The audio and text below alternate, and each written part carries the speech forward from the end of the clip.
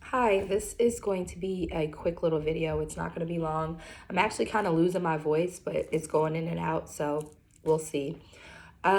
Basically, this was a question that I get a lot as an astrologer is what if I don't have my birth time? It's not on my birth certificate, and my mom doesn't know, which happens, because I actually have my brother. I wanted to look at his chart because I'm nosy like that. My mom has 6 children, so I know all of my siblings' birth charts except for my brother because his birth certificate is not, it doesn't have the time on it. So that does happen, and sometimes your parents forget. So what you can do is you can set your time to noon. Now, will you be able to get your exact rising sign? No. Will you be able to get your house placements? No. Your house rulers. You won't be able to know if you have Libra ruling the 12th house because the rising sign dictates what sign rules which house, right? So those things will not be necessarily accurate, but your planets and your aspects will.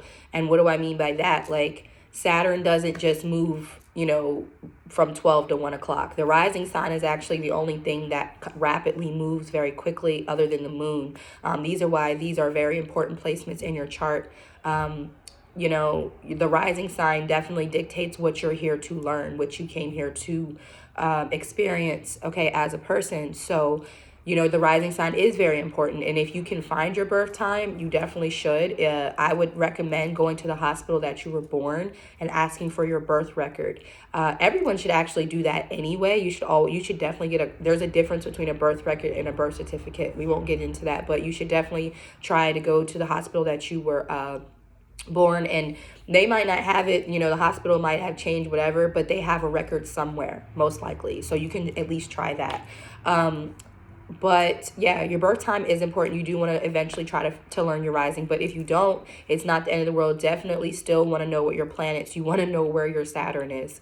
I make that a big deal. I don't know if it's because Saturn's such a big ruler in my chart, probably, but Saturn is definitely important to me as an astrologer. Your north node, those things don't change based off of the time of the day. The moon can. Like I've had someone who is a Cancer, they're a Leo moon, but the moon had just literally transitioned into Leo after, right after they were born, like right around the time they were born. So they have like a lot of Cancer energy. So it does matter.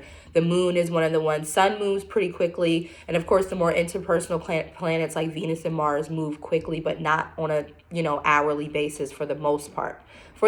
And what you can do is always go and find a good sky chart that will be able to tell you if that sign happened to change, because you'll know if you're a cusper. You'll see when you look at your chart, you'll see if your moon is right there by Cancer. And if it's right there by Cancer, you may say, let me go check and see, if there was a transition that particular day that I was born, or did the transition happen the day before and it really doesn't affect me, and I am a full, Cancer moon or whatever. So, look at that type of energy in your chart, because, astrology is most important for knowing yourself and therefore attracting the person that you really would do well with. And that goes the same for synastry readings, which is compatibility charts, where you put, people's charts together and see if they're compatible or see how their energy will play out with each other. You can still do that even if you don't have your partner's accurate birth time. You can set their chart to noon and see how their planets are influencing you. So if their Saturn is conjunct your sun, or let's say, their Venus is conjunct your Saturn, this person is going to want to commit to you. They're going to want to commit to you because you are, in a sense, disciplining their Venus, okay? Now, this will be an interesting dynamic in the relationship because Venus and Saturn, although they're both gurus, they're both teachers, they definitely go about things completely differently, okay? Saturn is Spock and Venus is Venus. She's Aphrodite, Oshun, whatever you want to call her. She's, about abundance, pretty things, happy things. And Spock is like, what are you talking about? We have to care about the logistics, okay? That's, if you don't know who Spock is, then just go look up Spock. Okay, that's Saturn. He does not care. He cares about the logistics. They're both teachers, though. Venus is definitely a guru, and a lot of people don't know that. She's a love teacher. I have a lot of, Venus actually rules my chart because I have a true Taurus rising. So this is why I know so much about relationships and why I do well with love readings.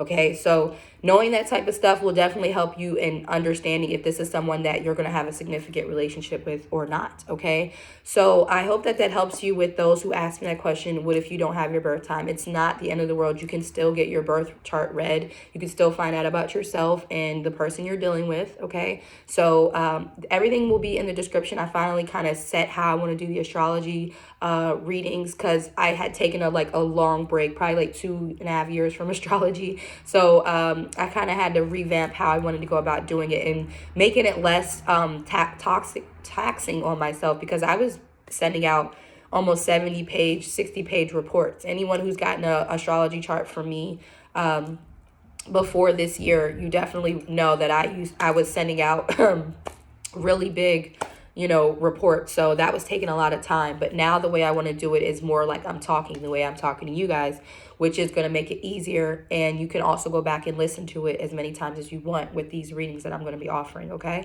So I hope that this helps you all. Thank you so much for watching. I apologize about my voice so much. My niece got me sick. I love her to death, but she got me sick. So, excuse the little crackiness of my voice. Okay. Bye.